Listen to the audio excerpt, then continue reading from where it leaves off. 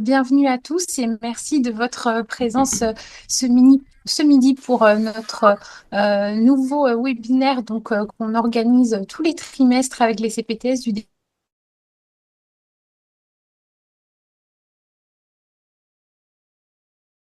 des thématiques aujourd'hui, la téléexpertise et l'accès au DMP via Amélie Pro. On en profitera aussi pour vous partager quelques chiffres sur mon espace santé.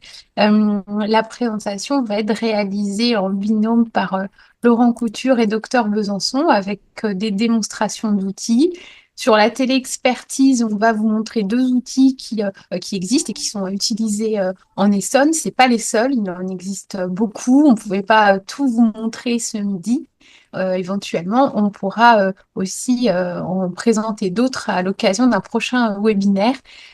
C'est aussi pour illustrer en pratique et en termes aussi d'impact sur la facturation auprès de l'assurance maladie.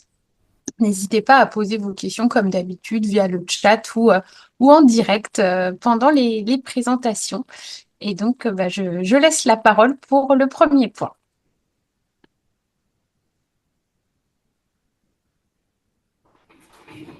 Tu veux me dire un petit mot en préambule, Laurent, ou je Non, juste pour commence? dire que aujourd'hui, on va beaucoup compter sur toi, puisqu'il y a beaucoup de démonstrations, Ouais. et qu'on est à peu près sur trois quarts d'heure sur la téléexpertise, qui prendra le trois quarts du webinaire, et un quart d'heure après sur l'accès au DMP depuis Amélie Pro, s'il fonctionne. Alors, on espère qu'il n'y a pas de souci. Je l'ai essayé ce matin et l'accès avec ProSanté Connect n'avait pas été rétabli, D'accord. malheureusement. Bon. Mais bon, comme l'idée, c'était surtout de montrer comment on y accédait, ça change rien, on peut quand même y accéder, mais on bloquera au moment de la connexion au DMP. Merci beaucoup de me donner la parole. Alors c'est vrai que c'est pour le coup aujourd'hui c'est moi qui vais intervenir pas mal, mais c'est un sujet que je connais plutôt bien et que j'affectionne particulièrement. Donc c'est pour ça que c'est moi qui vais intervenir beaucoup aujourd'hui. Et puis on est vraiment dans du pratico-pratique. Alors on a voulu commencer aujourd'hui sur la téléexpertise parce que c'est quand même un sujet dans le contexte actuel de démographie médicale un peu difficile qui est très présent et surtout qui peut rendre beaucoup de services. Dans notre CPTS, c'est quelque chose qu'on pousse énormément, qu'on essaye de développer. On est en train de mettre en place des annuaires pour savoir un petit peu à qui s'adresser et comment s'adresser, parce que comme l'a dit Clémence Lemarec, il existe beaucoup d'outils pour la téléexpertise et à l'heure actuelle, en fait, chaque intervenant va utiliser son outil et il faut savoir lequel il utilise si on veut s'adresser à lui. Je veux bien que tu passes à la diapo suivante, Christelle, s'il te plaît. Alors, on commence un tout petit peu par quelques rappels théoriques sur la téléexpertise parce que je pense que pour beaucoup de soignants, la téléexpertise, c'est soit quelque chose d'encore nébuleux, soit quelque chose qui leur est pas forcément accessible. Or, les évolutions récentes des différentes conventions permettent quand même d'utiliser la téléexpertise dans beaucoup de situations pour tous les patients maintenant, alors qu'à une époque, c'était pour certains patients uniquement au début de la téléexpertise. Et surtout, en fait, il n'y a pas que les médecins qui peuvent utiliser la téléexpertise, c'est quelque chose qui est accessible aux autres professionnels de santé. Et c'est un petit peu ce qu'on a voulu rappeler sur cette diapo. Donc, pour recontextualiser un petit peu la téléexpertise, contrairement à la téléconsultation, qui est vraiment un échange entre un soignant et un patient et qui est un échange en temps réel par un flux vidéo, la téléexpertise, ça va être un échange qui est asynchrone. C'est-à-dire que le soignant va faire une demande auprès d'un autre soignant et cet échange, il se fait pas forcément en temps réel, il se fait au rythme de chacun. Et c'est ce qui est pratique avec la téléexpertise, c'est qu'on n'a pas besoin de se mettre d'accord sur qui est disponible à quelle heure pour se contacter. On écrit, on fait notre demande et l'interlocuteur va y répondre quand c'est le bon moment pour lui. Alors, il y a quand même, dit comme ça paraît un peu simple, il y a quand même quelques formalités à respecter. La première, c'est qu'il faut utiliser une messagerie sécurisée ou un outil sécurisé. Alors évidemment, l'outil sécurisé universel, ça reste la messagerie sécurisée de santé, mais il existe beaucoup d'autres outils qui se sont développés, qui sont parfois un peu plus commodes que la messagerie sécurisée de santé pour échanger pour une téléexpertise. En tout cas, il faut respecter ce formalisme de sécurisation des échanges et on peut pas le faire avec n'importe quoi. Typiquement, par exemple, WhatsApp, c'est pas possible, c'est pas un outil sécurisé, ça permet pas, c'est pas un outil agréé pour faire de la téléexpertise. Alors, les demandeurs qui peuvent solliciter un avis en téléexpertise sont beaucoup plus nombreux qu'au début. Et vous allez voir que finalement, quasiment tout le monde peut demander un avis en téléexpertise. Donc, les médecins, évidemment, mais ça, c'est historique. Les sages-femmes, les orthophonistes, les orthoptistes, les pharmaciens, les infirmiers, les chirurgiens dentistes et les masseurs kinés peuvent demander un avis en téléexpertise auprès d'un autre soignant. Alors, par contre, ce sont les soignants qui peuvent répondre, qu'on peut solliciter pour donner un avis. Là, c'est un peu plus limité. À l'heure actuelle, seuls les médecins et les sages-femmes peuvent répondre à un avis en téléexpertise. Donc, d'un côté, on a ce qu'on appelle les requérants, c'est les demandeurs, et de l'autre côté, les requis. En ce qui concerne l'éligibilité à la téléexpertise, tous les patients maintenant peuvent bénéficier d'une demande d'avis en téléexpertise et il n'y a pas de limite sur les situations médicales qui peuvent être traitées par un avis en téléexpertise. À partir du moment où vous avez un avis à demander sur une situation médicale pour un patient donné, vous pouvez le faire en téléexpertise. Je veux bien. Alors, si vous avez des questions, n'hésitez pas à les poser dans le chat. Je les ou je le rouvre sur le côté pour voir les choses. Et puis, si je les loupe, bah, Christelle, tu m'interromps hein, s'il y a des questions que j'ai pas vues. Alors, quelques éléments de rappel sur la réglementation, parce que ça aussi, ça a un petit peu évolué et peut-être que certains sont restés sur des choses qui ne sont plus en vigueur. Le patient n'a pas à être connu par, alors on a mis médecin requis, mais ça peut être aussi la sage-femme, évidemment. Donc, le patient n'a pas à être connu par le soignant qui est requis. À une époque, il y avait deux niveaux de téléexpertise et pour un des deux niveaux, il fallait que le patient soit connu. Là, c'est pas le cas. Donc, si moi, j'ai un patient face à moi, je veux demander un avis sur un point quelconque, je peux très bien le demander à un autre médecin ou à une sage-femme, même s'il n'est pas connu.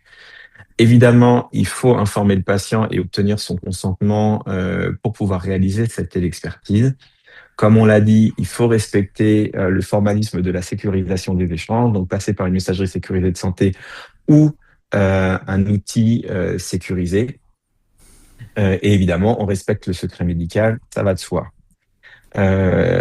Et la réponse doit être consignée dans mon espace santé pour qu'elle puisse ensuite être retrouvée par les autres soignants et par le patient lui-même. Je veux bien qu'on passe sur la diapo suivante. Merci.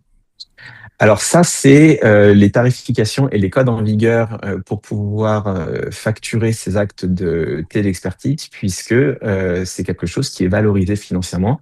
Vous prenez du temps pour demander quelque chose, vous prenez du temps pour y répondre, donc il y a une valorisation financière au bout. En ce qui concerne le soignant qui est requis, donc celui qui va répondre à la demande, le code de l'acte, c'est TE2 et c'est valorisé à hauteur de 20 € par avis donné en téléexpertise. Il y a une limite quand même pour éviter certaines dérives, qui est de 4 avis pour un patient donné et par an pour les médecins et 2 avis par patient et par an pour les sages-femmes. Donc, c'est pas une limite sur le nombre de téléexpertises globales, mais c'est une limite par patient.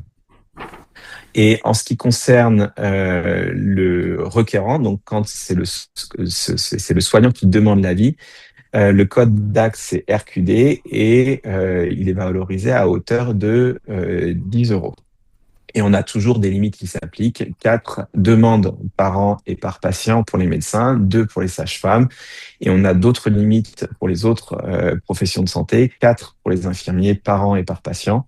Par patient par an, pardon, et 2 pour les orthophonistes, les masseurs kinés. Alors, j'ai un doute sur le fait que les pharmaciens puissent facturer les actes de téléexpertise.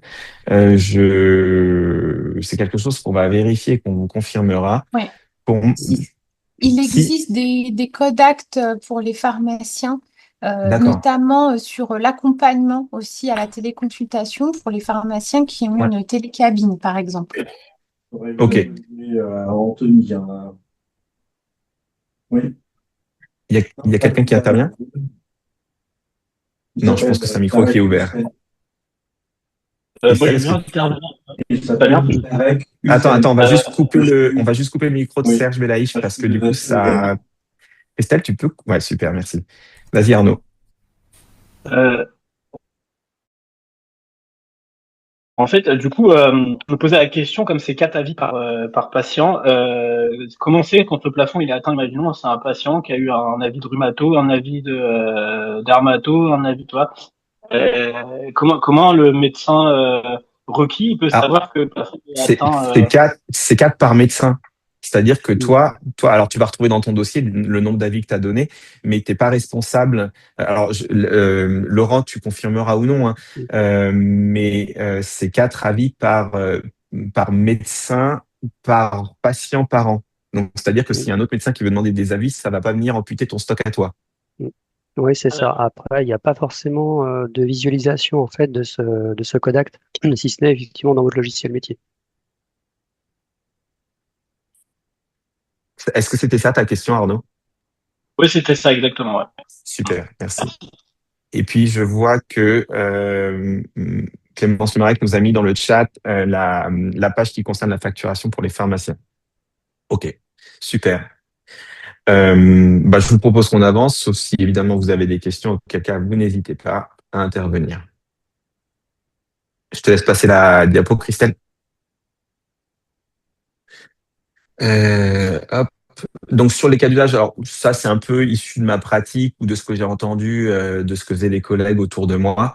C'est des cas d'usage, hein. Si jamais vous n'aviez pas forcément envisagé l'intérêt de la téléexpertise dans votre pratique, moi je l'utilise très souvent avec les infirmières pour les plaies. Alors c'est plutôt elles qui vont me solliciter sur l'évolution d'une plaie, mais c'est quelque chose que je peux être amené aussi à faire avec un centre de second recours sur l'évolution d'une plaie. Des lésions cutanées, alors ça par contre, vu la difficulté d'accès au dermatologue, c'est je pense ma première utilisation de la téléexpertise, c'est en dermatologie sur les lésions cutanées. J'ai un dermatoscope connecté, je fais des photos et je les envoie quand j'ai un doute à des dermatologues pour qu'ils me disent si j'ai raison de m'inquiéter ou pas. Et puis après, ça peut être sur des radiographies. Alors, c'est pas forcément sur l'interprétation d'une radiographie, mais ça va être par exemple sur la conduite à tenir suite à une radiographie qui a été effectuée. Un patient à qui j'ai prescrit une radiographie, je récupère les résultats, je suis embêté par le résultat, je sais pas très bien quoi en faire. Je vais écrire à un confrère d'une spécialité pertinente pour la question que je me pose, pour qu'il me dise si je dois l'adresser ou ce que je dois faire. Et c'est aussi valable, par exemple, pour de l'orthopédie. De l'orthopédie. Des fois, je vais avoir des fractures sur des orteils. Je ne sais pas s'il faut immobiliser, pas immobiliser, combien de temps, pas combien de temps. Donc, j'envoie ma demande en téléexpertise et on a des réponses très rapidement. Après, sur évidemment tout le suivi des maladies chroniques, ça peut être le réajustement d'une thérapeutique en diabéto, en cardio. Est-ce qu'il faut majorer un traitement d'insuffisance cardiaque? Mais si on majore le traitement d'insuffisance cardiaque, on risque de déstabiliser autre chose. Est-ce que c'est pertinent, pas pertinent? En attendant que le patient puisse être vu en consultation, je vais aller solliciter soit directement le soignant qui prend en charge déjà ce patient, soit quelqu'un à qui j'envisage d'adresser le patient ou juste pour demander un avis à un confrère de référence. En pédiatrie, hein, ça peut être pour des avis sur des pathologies rares, des réajustements de traitement sur des traitements un peu particuliers où j'hésite. Il n'y a pas très longtemps, j'ai demandé un avis en téléexpertise sur le traitement d'une teigne chez un enfant qui était un peu petit. J'avais un doute sur la posologie, donc j'ai demandé mon avis en téléexpertise. Donc, pour toutes ces choses-là qui nous font gagner du temps et qui évitent d'adresser l'enfant avec des délais qui sont parfois très très longs. Et puis évidemment, on va retrouver toutes les situations de coordination. Quand on a un patient qui va être pris en charge, on ne sait pas très bien s'il doit être pris en charge ou pas à l'hôpital, de plus en plus, selon les établissements avec lesquels on travaille, il y a des outils de téléexpertise qui sont mis en place et qui permettent d'adresser rapidement une demande d'évaluation, d'avis avant que le patient puisse être reçu. Tout ça, évidemment, l'idée, c'est que derrière, on puisse faire plus rapidement des choses qui parfois nous mettaient plus de temps à cause des délais de prise en charge ou qui permettent d'aller demander des avis auprès de confrères qu'on a plus sur le territoire. Je prends le cas des dermatologues. Hein. Moi, j'ai quasiment plus de dermatologues sur mon territoire. En fait, finalement, on arrive quand même à se dépatouiller comme ça. J'en profite dans les exemples là qui sont donnés, notamment sur la dermatologie ou la cardiologie. On est en train là d'installer les équipes de soins spécialisées.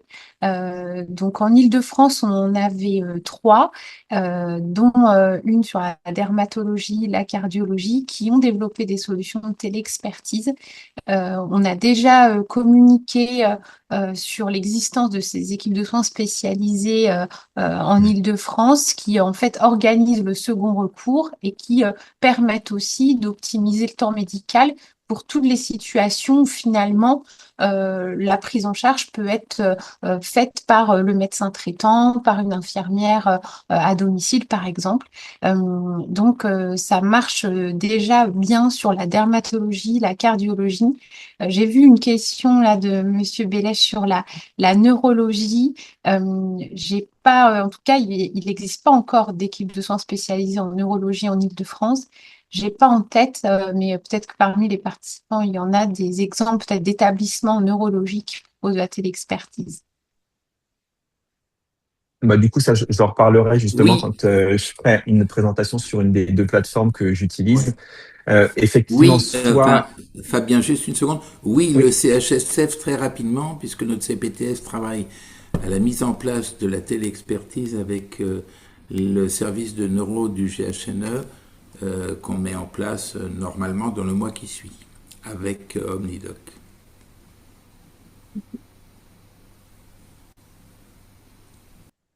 et donc effectivement, soit vous avez votre interlocuteur, votre établissement habituel qui a mis en place quelque chose.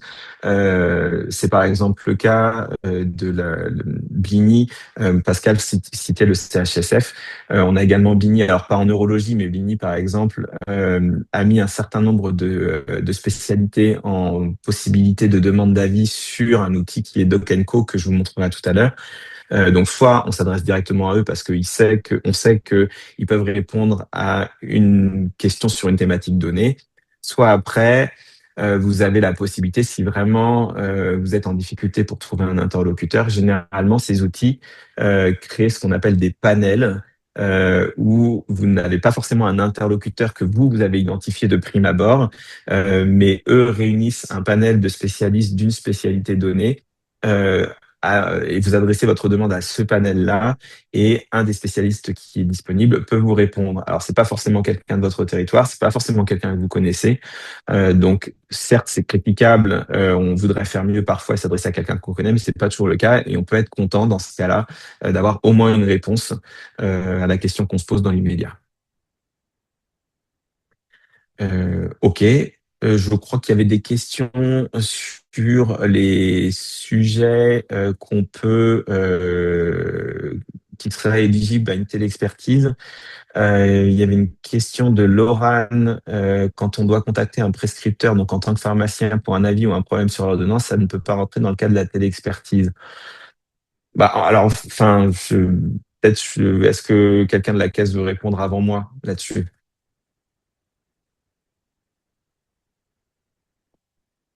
Non, pas nécessairement. Si c'est juste, il y a une erreur sur l'ordonnance, enfin, je pense qu'il faut rester cohérent. C'est quelque chose qui va être rémunéré. Si c'est quelque chose qui va prendre 10 secondes, habituellement, vous appeliez le prescripteur pour lui dire, il y a une erreur sur ton ordonnance ou j'ai un doute sur ta posologie, est-ce que tu confirmes? Je pense que je suis pas certain que la caisse aille critiquer le fait qu'on fasse passer ça en téléexpertise. Bon, on peut se poser la question quand même de la pertinence de passer ça en téléexpertise. Par contre, si c'est des problèmes plus complexes, avec peut-être une réévaluation d'une ordonnance qui comporte beaucoup d'interactions, on se demande si on peut pas supprimer tel ou tel médicament dans le cadre d'une réévaluation des traitements. Je pense légitimement qu'on peut passer ça en téléexpertise parce que ça va demander un petit peu de réflexion derrière de la part du prescripteur. Ouais, c'est un peu ça. Excuse-moi, Fabien, je cherchais le son de Vas-y. l'ordinateur. Non, non, c'est effectivement, je relis ça si vous voulez aux ordonnances frauduleuses. Quand vous avez des ordonnances, une suspicion d'ordonnance frauduleuse, vous allez effectivement appeler le prescripteur, mais ça ne sera pas de la téléexpertise. C'est un peu pareil. S'il y a un doute par rapport à l'ordonnance parce que c'est surchargé, mal écrit, etc., donc là, ou pas compréhensible, ou avoir des informations complémentaires par rapport à l'ordonnance, dans ces cas-là, c'est pas de la téléexpertise. C'est un appel simple téléphonique, pour le coup. Il y avait une autre question qui finalement rejoint un petit peu, c'est toujours pareil, c'est la pertinence de demander un avis en telle expertise sur, alors je pense que ça concerne les kinés, lors de la prise en charge d'un patient post-opératoire où le chirurgien ne fournit pas de protocole de rééducation et donc absence de consigne ou de choses qui seraient interdites pour ce patient-là, est-ce que lui demander est considéré comme de la telle expertise? Si vraiment la question, c'est de fournir le protocole de rééducation. Enfin, je suis pas kiné, donc je sais pas ce qui est attendu par rapport à ça précisément, mais pour le coup, on prend en charge, j'imagine, et je le verrai bien comme ça. J'ai déjà été sollicité par des kinés comme ça. On a adressé un patient pour de la rééducation. Les choses évoluent d'une certaine façon. Il y a besoin de réévaluer la situation où le kiné se pose des questions en se disant, je me demande s'il n'y a pas autre chose derrière ou qu'est-ce que tu en penses. Je me demande s'il faudrait pas faire tel ou tel examen. Est-ce que tu penses qu'il y a une contre-indication à faire tel ou tel geste? C'est quelque chose d'un peu plus complexe. Pour moi, ça relève de la téléexpertise. Enfin, ça me choquerait pas qu'on me sollicite en téléexpertise comme ça et que je réponde en téléexpertise comme ça. Oui. En kiné, souvent, quand on a une demande comme ça, c'est souvent parce on a des délais qui nous manquent. Quand il y a des protocoles particuliers et que c'est pas marqué, on a besoin d'avoir les moments où on peut mettre sous-appui, pas sous-appui et compagnie. Donc, c'est souvent ça qui manque. D'accord. Bon, je sais pas ce qu'en pense la caisse à ce sujet-là. C'est toujours pareil, si c'est juste demander une information sur un délai manquant, je crois que c'est un peu trop simple pour relever de la téléexpertise, mais je me répondrai pas à la place de la caisse là-dessus. Ah, Vous m'entendez bien? oui. Oui. Oui, je suis désolée, mon ordinateur a planté, donc là je viens de réussir à me reconnecter. Je confirme et je reviens aussi à ce qui était expliqué en amont, où derrière les conditions de la téléexpertise, on parlait de logiciels agréés, de compte rendu aussi dans le DMP du patient. Donc quelque part sur des questions de vérification simple. C'est plus voilà de l'échange pluriprofessionnel, mais qui ne sont pas de la téléexpertise en tant que telle. Par contre, j'imagine assez bien, Madame Le Marec, vous nous confirmerez, mais j'imagine assez bien que, par exemple, le kiné qui vient de prendre en charge son patient, qui a fait un certain nombre de séances de rééducation, qui fait un bilan d'évolution assez détaillé pour présenter l'évolution au chirurgien en lui disant, écoutez, je pense que ça évolue pas forcément comme on le voudrait. Voici la situation à l'heure actuelle. Qu'est-ce que vous en pensez? Qu'est-ce que vous pensez pour la suite? Quel est votre avis sur la suite de la rééducation? Je pense que c'est quelque chose qui, pour le coup, relève davantage de la téléexpertise parce que on a recontextualisé les choses, l'évolution, on a détaillé la demande et on attend une réponse détaillée sur la suite de la conduite à tenir. Donc, pour moi, Oui, enfin, oui. je pense que ça relève de la téléexpertise dans ce cas-là. Ouais, ouais.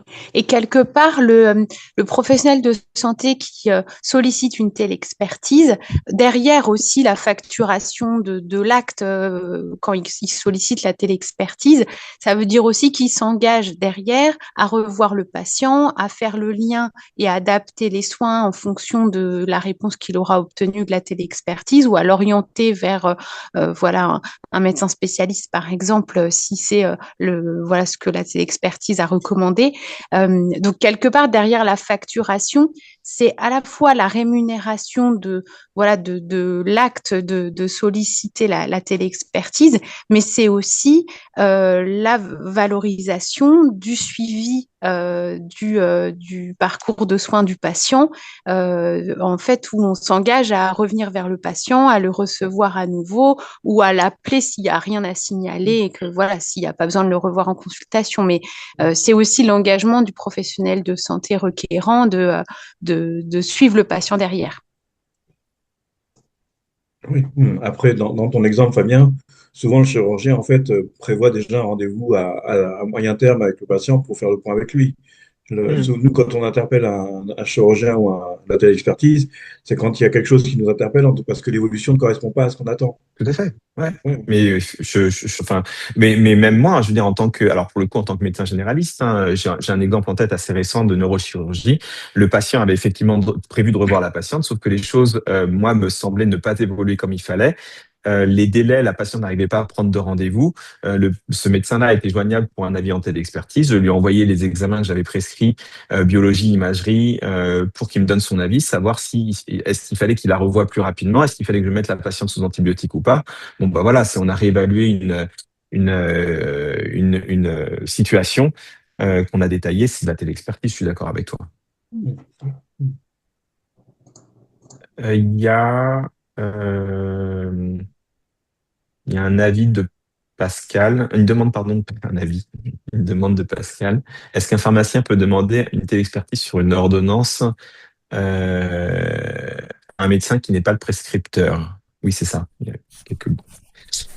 sur le papier, administrativement parlant, je pense qu'il n'y a pas de problème. Ça pose d'autres questions, mais Non, il arrive que le prescripteur soit pas joignable Hmm. et qu'il y ait un autre médecin dispo qui puisse donner un avis. Mais est-ce que c'était plus une question, Madame Lemarec, est-ce que c'est cotable? Je n'ai jamais entendu cet exemple. Je suis pas sûre.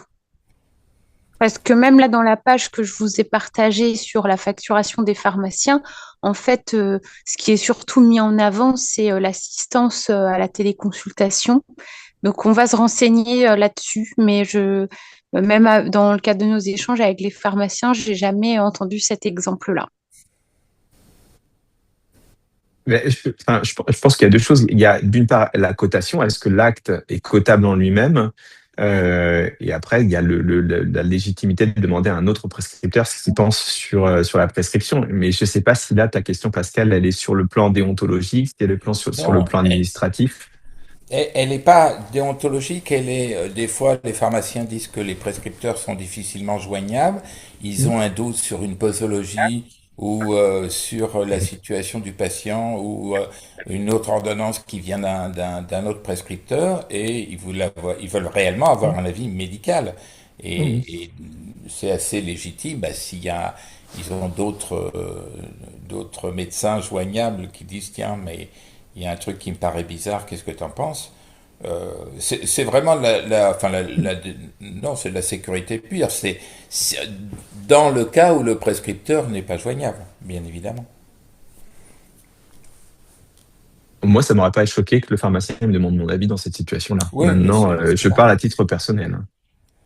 On va se renseigner, on vous redonnera une réponse pour les pharmaciens. Je vous remercie. Une autre question, je l'ai perdu. Quand un avis en téléexpertise fait appel à des professionnels de soins sur deux départements d'Île-de-France différents, est-ce que cela bloque vis-à-vis de la sécurité sociale? Moi, ça n'a jamais bloqué, hein. Maintenant, peut-être que je commets une bourde, mais Non, non, non, non, il y a pas de limite entre guillemets territoriale. Et l'exemple tout à l'heure que je donnais sur les équipes de soins spécialisées en Île-de-France, justement, elles fonctionnent sur toute la région, hein. il y avait une autre question après sur les modalités de facturation de la téléexpertise pour les pharmaciens. Alors, c'est là que moi, je disais, je sais pas, j'avais un petit doute sur la facturation de la téléexpertise dans une pharmacie, mais a priori, on nous enverra des réponses par rapport à ça dans un deuxième temps. Voilà. Ouais. Et après, je ne sais pas si c'est une question, si c'est une affirmation, on peut demander une téléexpertise pour un patient qui n'est pas le nôtre. Donc, si c'est une affirmation, je suis d'accord. Si c'est une question, la réponse est oui. Enfin, qui n'est pas le nôtre, ça dépend ce qu'on entend par qui n'est pas le nôtre, dont on n'est pas le médecin traitant. Oui, pour moi, il n'y a pas de limite à ça. Ah, Ok. On passe sur la diapo suivante, s'il vous plaît, Christelle. Donc, petite checklist pour la mise en œuvre de la téléexpertise. Activer la ICPS. Alors, on l'a remis parce que c'est toujours pratique d'avoir la ICPS d'activer, mais c'est pas une nécessité absolue à ma connaissance. Mais voilà.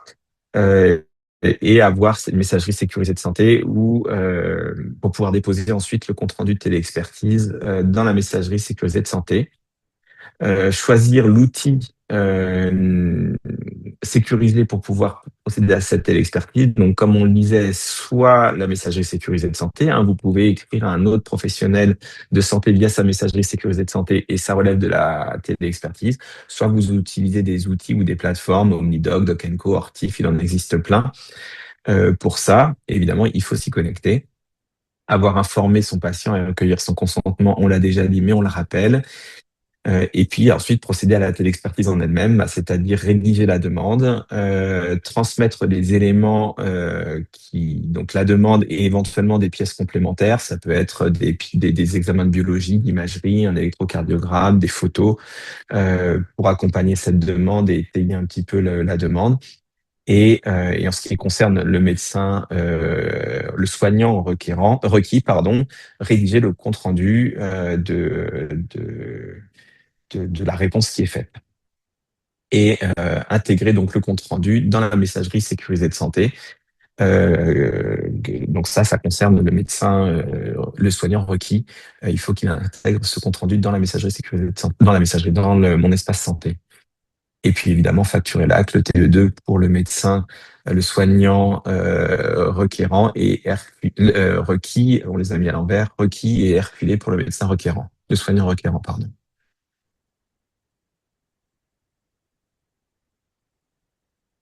Je vous montre les deux outils du coup. Alors on a choisi de vous montrer aujourd'hui OmniDoc et Doc & Co. C'en est deux parmi plein d'autres. Hein. Hop. Alors il faut, Christelle, je veux bien que tu libères du coup l'écran. Oh, yeah, super. Je vais juste revérifier parce que alors sur mon OmniDoc et sur mon Doc & Co, vous vous en doutez, j'ai toutes mes demandes de patients. Donc normalement, je les ai mis sur des écrans où il n'y a pas de nom. Vous vous en doutez, pour des raisons de confidentialité, c'est bon. Hop, donc je vous partage mon écran. Hop là. Donc là, vous voyez normalement tout mon écran. Hop. Donc là, je vous ai mis OmniDoc. Alors, je suis déjà connecté parce que sinon, quand on se connecte, on arrive sur la page où il y a toutes les demandes en cours. Donc, je voulais pas que vous voyez forcément les demandes qui sont en cours. Mais la connexion se fait soit avec ProSanté Connect, soit avec code et mot de passe. Et donc, on arrive sur cet écran qui nous permet de retrouver les demandes. Donc là, c'est l'écran où j'ai les demandes annulées. Comme j'ai aucune demande annulée, voilà, il n'y en a pas. Mais sinon, on va avoir toutes les demandes, les non lues, celles qui sont à facturer, les brouillons, celles qui sont en cours, les clôturées. Donc une fois qu'on est là, alors il faut juste que je bouge ce truc parce que ça me gêne pour le faire en même temps. Voilà. Donc là, je vais avoir la possibilité de demander un nouvel avis. Sur OmniDoc, vous allez voir, c'est un peu différent sur Doc & Co. Sur OmniDoc, dès le début, on me demande à qui je veux adresser l'avis. Alors que sur Doc & Co, c'est l'inverse. On rédige d'abord la demande et ensuite on choisit à qui on l'envoie. Donc, soit je vais retrouver les contacts que j'ai pu utiliser récemment ou que j'ai mis en mémoire dans OmniDoc.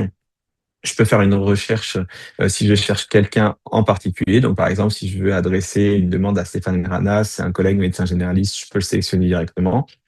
Sinon, c'est là qu'on va retrouver nos équipes de soins spécialisées. Et par exemple, régulièrement, je vais adresser mes demandes de dermato à l'équipe spécialisée d'Île-de-France en dermato. Et donc, je vais le sélectionner. Et là, j'ai différentes catégories qui s'offrent à moi, les dermatoses chroniques et tout ce qui va être oncodermato. Donc, moi, je suis dans le 91. Je vais choisir le 91. Et après, c'est là que je vais rentrer les informations qui concernent le patient. Donc, je vais vous mettre mon numéro de sécu. À force de faire des démonstrations, de toute façon, tout le monde le connaît. 020.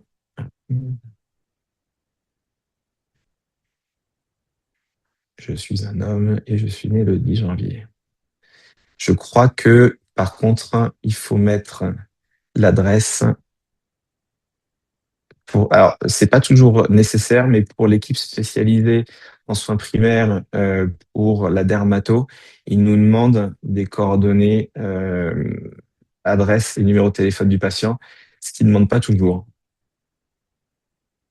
Vous pouvez lire directement la carte vitale, évidemment, si elle est connectée. Et là, je vais renseigner. Alors ça, c'est un formulaire qui est déjà proposé par l'équipe spécialisée.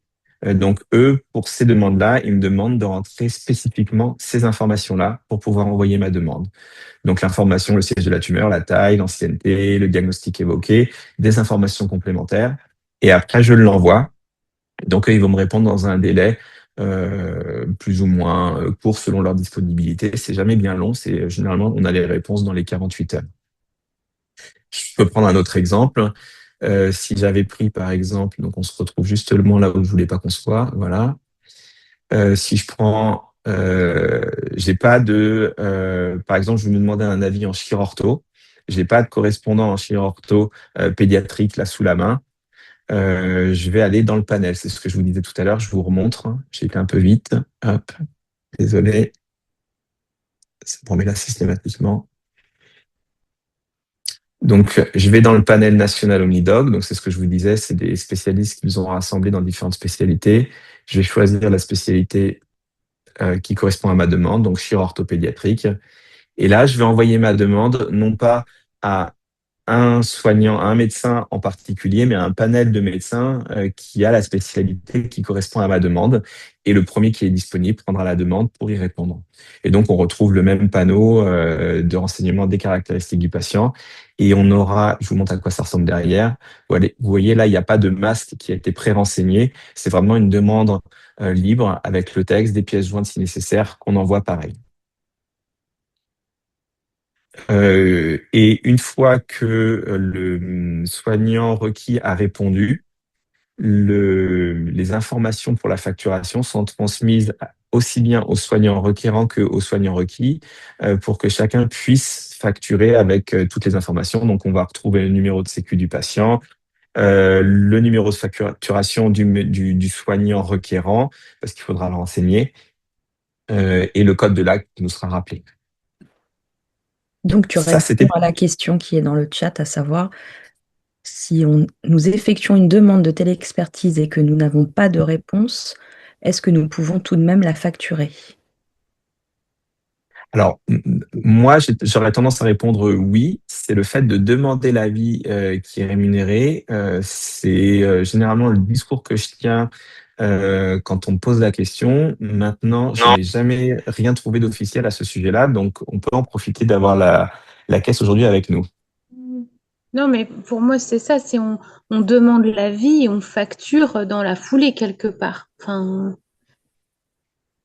À une époque, non. tout au début de la téléexpertise, lorsque on demandait un avis en téléexpertise, on ne cotait pas l'acte. C'était le fait que le médecin qui était requis, lorsque le médecin requis répondait et que lui-même cotait l'acte, ça déclenchait la rémunération de façon forfaitaire, de façon trimestrielle, mais il fallait qu'il y ait eu une cotation de la réponse par le médecin requis pour que ça puisse déclencher la rémunération du médecin requérant. Maintenant, c'est différent, chacun cote son acte. Oui, mais pour le médecin requérant, il faut qu'il note dans sa facture le numéro ADELI du médecin qui lui a répondu. Donc, Non, s'il n'y a pas de réponse, non. Ça, c'est quand tu réponds. Quand tu réponds, il faut que tu mettes le numéro ADELI de la personne qui t'a sollicité. Mais par contre, quand toi, tu poses ta question, ok. tu mets pas le numéro ADELI. Donc, Madame Lemarec, vous nous confirmez qu'on peut coter. bah, ça me paraît logique, mais je vais me renseigner. Comme on doit vous répondre Oui. sur les pharmaciens, Parce on en que, pour ajouter ce point. On l'ajoute. parce que dans OmniDoc, il passe l'info. La réponse est le dossier est clos, vous pouvez facturer, quelque chose comme ça.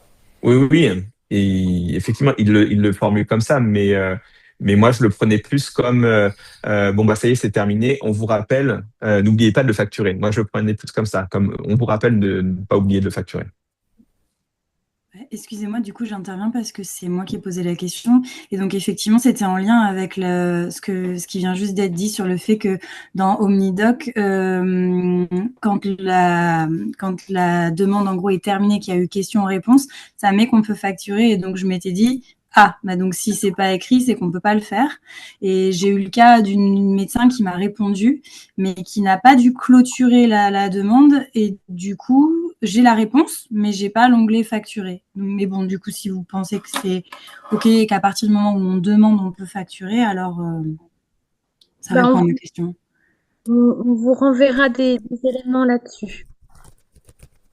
OK, merci.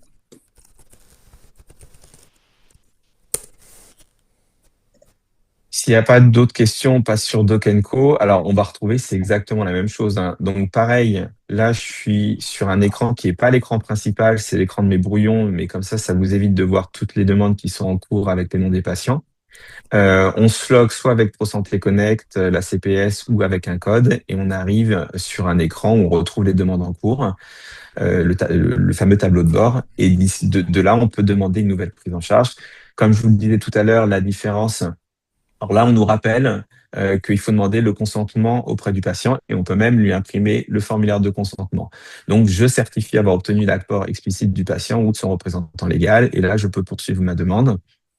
Et là, on retrouve sur cet écran, donc on saisit les informations du patient, donc son numéro, je vais vous montrer comme ça, on ira jusqu'au bout de la demande. Hop.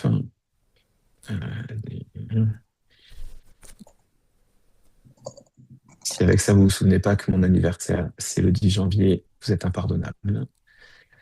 Hop. Normalement, c'est bon. Voilà. Là, je vais saisir ma demande. Donc, le motif, la problématique posée, les documents utiles, s'il y en a. Donc, exactement comme dans OmniDoc, on va retrouver la possibilité de mettre une ordonnance de traitement, des résultats de prise de sang, d'imagerie. Donc là, j'en ai aucun à transmettre. Un rappel des antécédents principaux ou s'il n'y a aucun antécédent. Et là, contrairement à OmniDoc, qui n'est qu'un outil de téléexpertise, Doc Co permet également de faire des demandes de prise en charge, ce qui a été mis en place avec l'hôpital de Bligny. On peut leur adresser nos demandes de téléexpertise, mais on peut aussi, par ce biais-là, leur demander une prise en charge pour une consultation, pour une hospitalisation, pour une imagerie, en précisant un délai. Donc, par exemple, j'ai une demande en téléexpertise. C'est un petit peu urgent parce que franchement, je sais pas trop quoi faire et ça peut pas attendre. Mais je pourrais tout aussi bien demander un avis, une prise en charge sur une consultation. Je pense que ça va bloquer parce que j'ai pas mis le numéro de DNS. Ouais, voilà, c'est ça. Donc, 1,85, 0,191. Voilà. Et c'est un DNS qualifié. Hop. Je finalise ma demande et là, c'est là que je choisis à qui je vais l'adresser. Contrairement à OmniDoc, c'est la première chose que je faisais. Donc, soit je l'adresse à un professionnel de santé qui est bien identifié, soit dans le cas, par exemple, de l'établissement de Bligny qui met à disposition des équipes pour répondre, je vais l'adresser à une équipe de soins. Et là, je vais retrouver toutes les équipes de soins qui sont sur Doc Co. Donc, Bligny, moi, c'est quand même mon principal référent, donc c'est pour ça qu'on le retrouve en haut. Et donc, je vais pouvoir adresser ma demande en cardio, en médecine interne, en gériatrie. Et ils ont également de la dermato. Donc voilà un petit peu pour Doc Co. Moi, j'en ai fini pour ces deux démonstrations. Si vous avez des questions.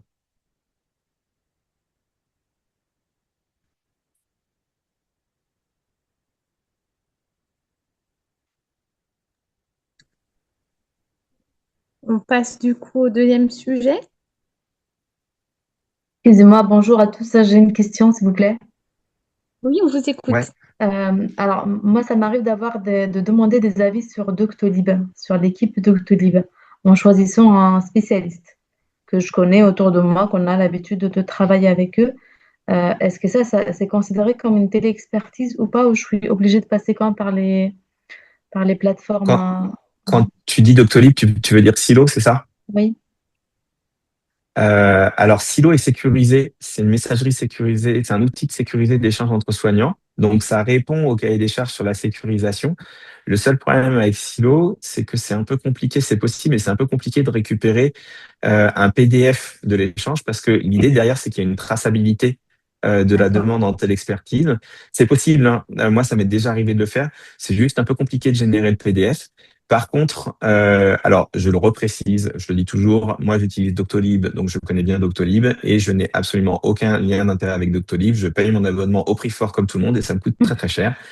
Mais sur Doctolib, du coup, ils ont un outil de téléexpertise qui est en bêta test, qui lui, pour le coup, se présente exactement comme les autres outils de téléexpertise et qui génère un PDF à la fin et qui permet de l'archiver dans le dossier patient et sur mon espace santé. D'accord, donc il faut que je me renseigne avec eux ou c'est en cours en fait? Bah, à mon avis, tu dois pouvoir rejoindre le bêta test. Oui, d'accord. Ok, très bien, merci à vous.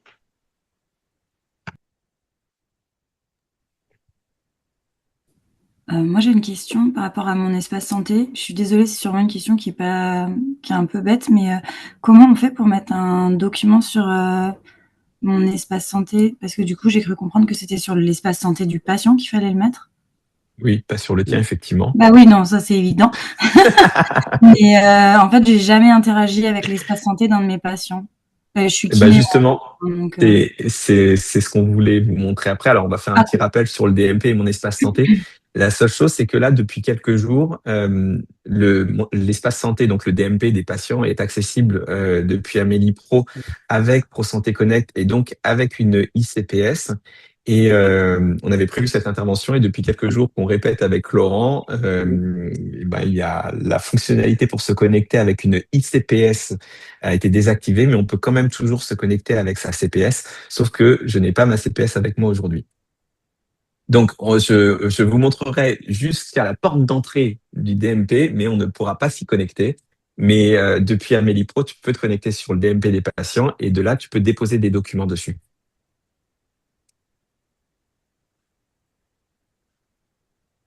Et puis alors après, je sais pas, Laurent, tu pourras peut-être nous dire, mais dans le déploiement des logiciels métiers, pour ce qui est des kinés, je sais pas dans quel couloir ils Ah, sont sur le déploiement des logiciels interfacés directement avec le DMP. Mais moi, pour le coup, ah, avec mon logiciel métier en tant que médecin, comme il répond au cahier des charges du Ségur du numérique, quand je fais des documents médicaux, quand je rédige des ordonnances, quelles qu'elles soient, ça se synchronise automatiquement avec le DMP du patient et ça va les téléverser directement. J'ai aucune manip à faire, ça se fait via mon logiciel. oui, Mais c'est on n'a ça. pas ces fonctionnalités, je crois pas, hein. C'est-à-dire que pour tous les médecins, la médecine de ville et les pharmaciens, effectivement, ils ont des logiciels Ségur compatibles et c'est interfacé en fait avec mon espace santé, l'espace santé du patient. Donc on reste dans son environnement logiciel et on dépose, on accède au DMP du patient et on dépose la donnée de santé et on importe dans son logiciel. Ça va dans les deux sens. Par contre, pour effectivement tout ce qui est paramédicaux, kiné, infirmier, on est sur un déploiement en 2026. Donc bon, je vous dis 2026, c'est assez large, hein, j'ai pas la date exacte, mais c'est prévu en 2026. C'est pour ça qu'à ce jour, bah, soit on va sur ce qu'on appelle le web DMP, c'est-à-dire qu'on va sur monespacesanté.fr, on s'identifie en tant que professionnel de santé, mais on passe pas par son logiciel. Ou alors, effectivement, depuis peu, on peut utiliser la connexion via Medipro pour se rendre sur le DMP du patient, ce qui est peut-être plus simple. ok. Moi, je Mm, travaille sur Maya mm. et sur Maya, il y a un onglet DMP, hein. Là, je suis dessus. Après, je comprends pas toutes les lettres, mais Alors, c'est un onglet, on va dire un onglet poussoir, c'est-à-dire qu'il va vous ouvrir l'interface du dmp.fr. ah, Mais ok. c'est Donc ça me mais fait un c'est pas raccourci en fait. C'est ça, c'est un raccourci, Ok. un bouton poussoir. C'est un raccourci clavier, on va dire, sur j'accède à dmp.fr, mais c'est pas interfacé. Ok. C'est-à-dire que vous pouvez pas déposer la Et donnée de santé directement de votre logiciel, en fait, c'est ça. Ah, ok. Bon, faut aller sur le site, quoi. Il faut aller sur le site et après, il faut lui dire, rechercher dans son ordinateur le PDF qu'on a mis pour aller effectivement le déposer. C'est un peu Ok, plus parce que compliqué. moi, pour l'instant, je mettais Mm. juste dans les dossiers des patients directement. Je peux le retrouver n'importe quand, mais je le déposais pas dans le dossier médical Ah, partagé. d'accord. Alors, pour continuer sur la vue d'après, Christelle, on a effectivement quelques chiffres qu'on voulait porter à votre connaissance. Alors, je veux bien que tu mettes juste le. Voilà, pour vous dire qu'effectivement, on a ouvert à peu près 69 millions de profils Mon Espace Santé depuis fin juin 2025. Alors, vous savez, on a fait la création automatique en 2022, ce qui correspond à peu près à 98% des assurés sociaux qui ont un profil Espace Santé d'ouvert. Ça veut dire que vous, professionnels de santé, vous pouvez déposer la donnée de santé et en rechercher. euh, voilà, à partir du moment où le profil a été ouvert. Ce qui n'est pas l'activation, qui est juste en dessous. L'activation concerne à peu près 28% des usagers qui ont activé leur profil, c'est-à-dire qu'ils sont en capacité effectivement de regarder dans mon espace santé les documents qui ont été déposés. Donc ça, c'est très important pour lui. Mais encore une fois, 90% des Français ont un espace d'ouvert, un espace santé d'ouvert. Ça veut dire que vous pouvez partager la donnée de santé entre vous. C'est pas gênant, c'est pas dérangeant. L'application mobile a dépassé les 5,5 millions de téléchargements et on a à peu près 3,7 millions de visiteurs mensuels sur le site Mon Espace Santé en espace d'un an. Alors, on vous rappelle, pour vous, professionnels de santé, le support téléphonique assuré, c'est le 3422, c'est-à-dire que si vous avez un patient pour lequel il a des difficultés à activer son compte ou à accéder à son compte, etc., c'est pas vous qui allez l'accompagner, on va dire, c'est le 3422 qui va l'aider effectivement à activer son compte pour qu'il puisse retrouver effectivement les éléments que vous allez déposer. Donc, de ce point de vue-là, effectivement, on attend de vous que vous fassiez la promotion du site, hein, parce que c'est important qu'il retrouve ces éléments directement déposés dans mon espace santé, que ce soit suite à une téléexpertise, une consultation, que sais-je. Sur la vue d'après, on vous a mis effectivement un petit point sur l'alimentation. Et donc sur l'alimentation, donc voilà pour vous montrer. Alors ce sont des chiffres nationaux, hein. On a 9 millions de documents qui ont été ajoutés, donc qui sont ajoutés chaque semaine par les professionnels de santé, donc une grosse évolution de plus 80% en un an, qui est principalement due au laboratoire. On a 80% des DMP alimentés qui sont consultés par les patients. À partir du moment où il a activé son compte, eh bien effectivement, il va regarder dans son espace santé ce qui a été déposé, 80% du temps. On a 3 documents de santé sur 5 qui sont déversés dans mon espace santé, donc ce qui est assez conséquent. Et vous avez des chiffres à mai 2025 pour vous rendre compte qu'il y a à peu près 33 millions de documents qui ont été déposés dans mon espace santé à mai 2025, hein, depuis sa création. Et on a 75% de la médecine de ville qui alimente mon espace santé. Alors pas forcément en routine, hein, mais qui ont déjà au moins alimenté une fois. Vous avez 60% des lettres de liaison qui sont effectivement envoyées par les établissements. Et vous avez 30% des comptes rendus de biologie. C'est assez faible. Ça correspond quand même au dépôt de documents le plus important dans mon espace santé. Mais vous voyez qu'il y a un gap. Et ce gap, il est dû à la qualification de l'INS, puisqu'ils ont parfois des difficultés à qualifier l'identifiant national de santé. Donc voilà, il y aura quand même un effort par rapport au compte rendu de biologie, mais c'est déjà conséquent. Et on a 35% des comptes rendus d'imagerie. Je vous ai remis en fait le rappel Sentinelle, qui est un dispositif qui vous permet de faire remonter à l'Agence du numérique en santé des difficultés sur votre logiciel référencé Ségur, donc sous-entendu donc pharmacien et médecin. Voilà, vous avez l'adresse de l'ANS qui est juste en bas, je vais vous mettre dans le chat. Et ça permet effectivement de faire remonter donc à la Caisse nationale et donc à l'ANS des difficultés. Et après, c'est un échange entre l'éditeur et l'ANS pour faire évoluer le logiciel. Alors, c'est quelque chose qui existe depuis 2022. Il y a eu beaucoup d'efforts qui ont été faits par rapport à ça. Et en général, ils ont effectivement corrigé les bugs qu'il pourrait y avoir. Je vais vous mettre dans le zoom. Et après, ce qu'on voulait vous montrer, c'est une petite démonstration. Bon. Hop. Je reprends la main, du coup. Et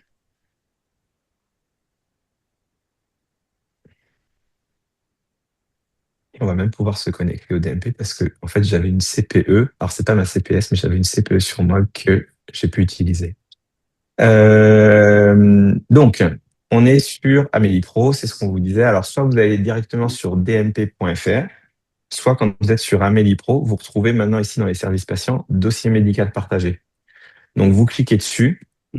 Ça va vous ramener sur cette page-là, où vous pouvez accéder au DMP du patient, soit avec ProSanté Connect et donc avec la ICPS, mais qui ne fonctionne pas en ce moment, c'est ce qu'ils nous disent ici, hein. Soit avec la CPS ou une CPE. Donc moi, j'ai une CPE avec moi. Et donc, on arrive sur cet écran-là qui nous permet de nous connecter au DMP du patient.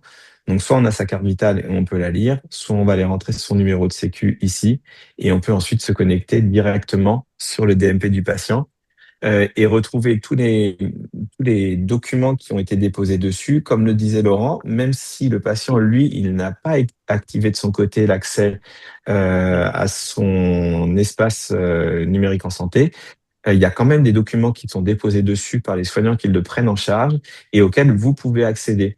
Ce qui est quand même très pratique parce que quand on reçoit un patient via le SAS, quand on reçoit un patient qu'on ne connaît pas, ou quand c'est un patient dont le médecin est parti assez brutalement et qu'il n'y a pas eu de transmission du dossier médical, depuis le temps maintenant que les dossiers médicaux partagés sont alimentés, on retrouve quand même beaucoup d'éléments, la biologie, l'imagerie, les comptes rendus d'hospitalisation. C'est vraiment une source d'enseignement extrêmement précieux et qui est de plus en plus alimentée. Donc, je ne sais pas si on peut aller plus loin dans la démonstration, mais c'était un petit peu ce qu'on voulait vous montrer là. Après, l'usager qui va activer son compte aujourd'hui, qui est ouvert depuis maintenant un certain nombre d'années, hein, depuis 3 ans, il va effectivement retrouver tous les documents qui ont été déposés tout au fil de ces 3 années. Donc il aura une profondeur assez importante, comme vous l'avez actuellement. Donc il va Et rien perdre en fait. il va retrouver tout ce qui a été déposé antérieurement à l'activation de son côté. Je crois qu'il est 13h56, donc.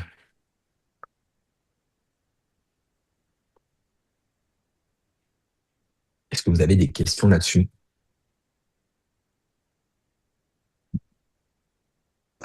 Euh, Moi, j'ai une question. J'étais en train de le tester en même temps. Quand on va sur un Meli DMP, on a effectivement lire la carte vitale. Donc, je pense que quand on a le lecteur, il suffit d'appuyer dessus. Et on a une liste de C'est ça. patients. Mais je vois pas bien comment c'est rangé. Ça correspond. C'est par ordre de. Pourquoi cette liste apparaît et comment c'est le rangement, il est comment? Parce qu'il n'y a pas de logique, la fonction de la date et tout, j'ai pas bien compris. Alors, de mémoire, moi, ce que j'avais remarqué quand je l'utilise, alors là, je suis connecté avec une autre CPE, c'est pas ma CPS habituellement, donc je pense que ça perturbe un peu le truc, mais c'est par historique d'utilisation ou de dépôt de données dessus. Donc peut-être que c'est aussi ton logiciel, quand tu déposes dessus, qui vient un petit peu alimenter cet historique. D'accord. Ok, il faudra qu'on regarde. Merci.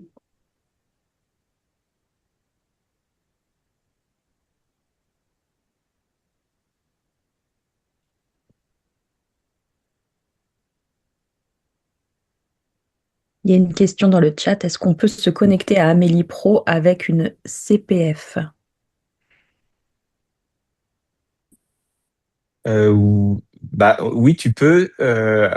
Alors, selon la délégation, bon, je vais peut-être laisser la caisse répondre, en fait, je suis bête. Alors en fait, là, Fabien, non, je ne peux pas répondre complètement parce qu'il y a une matrice d'habilitation. Donc oui, effectivement, il peut se connecter avec une CPF. Par contre, je ne peux pas vous dire ce qu'il va voir en fait avec sa CPF. Il y a des droits qui sont différents en fonction de la profession. Donc un médecin ne voit pas la même chose qu'un pharmacien, qu'un kiné, etc. Mais vous avez une matrice d'habilitation qui est téléchargeable sur le dmp.fr. Vraiment, quand on ouvre le dmp.fr, il y a la matrice d'habilitation avec les connexions possibles et ce qu'on voit comme type de document. Donc la réponse est oui. Par contre, effectivement, il ne verra pas forcément tous les documents comme d'autres professionnels, et notamment le médecin traitant. Parce qu'il y a un médecin, en fait, administrateur du DMP, qui est le médecin traitant. Si vous voulez, il y a un lien entre le médecin traitant du patient qui vient dans le DMP et c'est le médecin qu'on appelle le médecin administrateur. Et lui, effectivement, il voit l'ensemble des informations. Donc lui, il a une vision complète, en fait, de l'espace santé de son patient. Rien ne peut lui être caché. Euh, Justement, Laurent, quand on est dans la liste, là, il y a le nom d'un patient, les noms des patients qui apparaissent. Donc après, il faut regarder apparemment par ordre d'utilisation. Et il y a marqué médecin traitant DMP. Donc moi, je m'attendais à voir le nom en dessous. Il n'y a rien en dessous, c'est vide. Ouais. Alors, il faut que le patient, il vous désigne médecin traitant. Et oui, mais si on est désigné, il devrait apparaître, parce que là, j'ai l'exemple de patients dont je suis le médecin traitant. Ou alors, c'est que ça n'a pas été bien fait, il faut vérifier. Oui, il faut vérifier. Mais Parce que là, normalement, il n'y en a aucun qui est rempli, donc ça me semble bizarre. alors, est-ce qu'ils ont activé leur compte? Il y a aussi ça. S'ils n'ont pas activé leur compte, D'accord, là, effectivement, on verra rien, on verra même pas l'historique de remboursement. d'accord. Parce que vous voyez effectivement tous les documents qui ont été déposés à un instant T, enfin, tout au long de Ouais, l'année, tout au long effectivement, des 3 ans. Mais par contre, il n'y a pas d'historique de remboursement. Et si vous ne voyez pas votre nom en tant que médecin traitant, c'est que lui, il l'a certainement pas activé. Il y a des fonctionnalités qui se mettent pas en route s'il n'a pas activé, d'accord, notamment les volontés de fin de vie, etc. Tout ce qui est d'accord. en termes d'administration, de gestion du dossier. Et j'ai une autre question. Si par exemple un autre médecin ou un kiné ou quelque chose se connecte, justement, si le patient a activé son compte, il va voir qui est son médecin traitant. Et il va voir qui est le médecin administrateur, on va dire ça comme ça. D'accord. Donc ça, Oui, c'est intéressant parce qu'un professionnel paramédical peut connaître comme ça le médecin traitant si jamais il en a besoin, par exemple. Parce est-ce qu'on peut accéder au DMP quand le patient est absent? Normalement, il faut son oui. autorisation. Alors, si vous l'avez obtenu au moins une fois, vous êtes dans son cercle de soins, vous êtes autorisé effectivement à consulter son dossier en son absence, bien D'accord. évidemment, parce que sinon, il n'y a aucun OK. intérêt. Il n'a pas besoin d'être Ouais. physiquement présent. Mais par contre, D'accord. à un moment donné, vous êtes dit, bah voilà, je vais consulter votre DMP, est-ce qu'il n'y a pas de souci par rapport à ça? Et là, vous avez son consentement éclairé. Et là, à tout moment, vous consultez son dossier. D'accord. Donc, dans un cercle de soins, on peut comme ça voir qui est le médecin traitant et et construire les choses comme ça. D'accord, Oui, mais merci. sur Amélie Pro aussi, on a l'information qui est le médecin traitant. Mm. Pas forcément que sur le DMP. Sur votre Amélie Pro, vous avez la notion de qui est le Oui, médecin nous traitant. en tant que Ouais, médecins, nous nous en en tant tant que que médecins, médecin. mais Oui. les paramédicaux, je ne suis pas sûre qu'ils ont en dehors de Non, ce non, ils n'ont système pas de l'accès. cadre. Ouais, c'est Non. ça. Ils ont l'information comme quoi il y a un médecin traitant, mais ils ne sont pas forcément son nom. D'accord. On a le docteur Siguier qui aimerait poser une question. Oui, alors du coup, je prends la main, vous m'entendez bien? Oui. Oui. Oui. Alors, moi, je réagis à ce qui vient juste d'être dit. Je suis pour le coup, du coup, j'ai été voir aussi en même temps que Christine ce qui était sur le DMP. Donc, je suis mon médecin traitant, j'ai activé mon espace santé et je ne suis pas marquée comme étant mon médecin traitant. Enfin, c'est pareil, c'est pas du tout renseigné comme Christine. Donc, Mm. D'accord. voilà. Et moi, ce que je voulais dire justement par rapport au fait qu'on est administrateur des dossiers de nos patients, personnellement, quand je vais sur les DMP, il y a tellement de documents des fois que c'est trop dur d'y s'y retrouver. On n'a pas de possibilité, déjà c'est classé, le premier document qui apparaît, c'est le dernier qui a été mis sur le dossier, mais alors après s'y retrouver dans les différentes biologies, dans les comptes rendus, s'il faut cliquer sur chaque document, voilà, c'est pas très fonctionnel à ce point de vue-là. J'espère qu'il y aura des améliorations. Alors en plus, j'ai des patients qui sont assez férus d'informatique, qui avaient fait vraiment le dossier imagerie, le dossier biologie, le dossier ceci. Et ben, ça n'apparaît pas quand nous on se connecte dessus, on ne le voit pas, ce qu'il a fait comme type de rangement.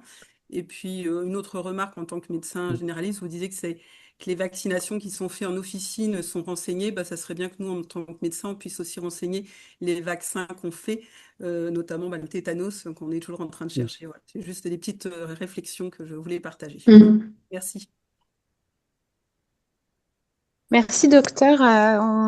On a déjà eu des remarques en ce sens. On les a partagées à la CNAM parce que c'est vrai qu'on était au moment du lancement sur un enjeu d'alimenter.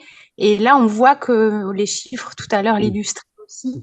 On voit qu'aujourd'hui, on a des masses de documents et c'est pas fini parce que ça a pour objectif aussi de vivre avec enfin, dans le temps. Et il y a un vrai enjeu, effectivement, y compris peut-être de supprimer aussi certains documents, une ordonnance, par exemple, ou enfin certains documents qui ont une durée de vie limitée. On n'a pas vocation à rester éternellement sur le DMP. Donc, ça fait partie des sujets là qui vont être, je pense, dans la V2 là, de la suite de mon espace santé. On partage tout à fait. Ce que disait le docteur. On pourrait imaginer, mais ça c'est un problème d'informaticien, des espèces de prioriser, c'est-à-dire le truc très important, on le fait rentrer en rouge, le truc moins important en bleu, le truc qui peut être effacé plus tard, est-ce qu'il y a moyen, peut-être ça serait une piste, c'est-à-dire que la personne qui fait rentrer quelque chose dans le DMP peut essayer de le prioriser en choses très importantes ou moins importantes. Enfin, je sais pas, c'est une idée, hein. Ouais. Suivant les logiciels qu'on avait, donc moi avant j'étais sur Crossway et ça me mettait systématiquement toutes les ordonnances que je faisais, même celles qui n'avaient pas d'intérêt comme l'éconazole ou des trucs, voilà. Alors que la seule qui serait vraiment intéressante, c'est son ordonnance de traitement habituel, on va dire. Et inversement, bon maintenant j'ai le choix de mettre que ce que je veux. Donc je trouve ça plus pratique aussi pour pouvoir justement ne mettre que des choses qui sont vraiment intéressantes. Ok. Voilà. Merci beaucoup. Je vous propose qu'on conclue notre webinaire parce que voilà, pour qu'on respecte le timing qu'on s'était donné. Merci pour votre participation active. Merci, docteur Besançon, pour toutes vos Avec démonstrations. plaisir. Et à très bientôt pour un prochain webinaire au prochain trimestre. Et on vous envoie les réponses pour les pharmaciens et pour la facturation des médecins requérants en direct ou en différé. Merci Au revoir. beaucoup. Merci à tous. Merci, au revoir.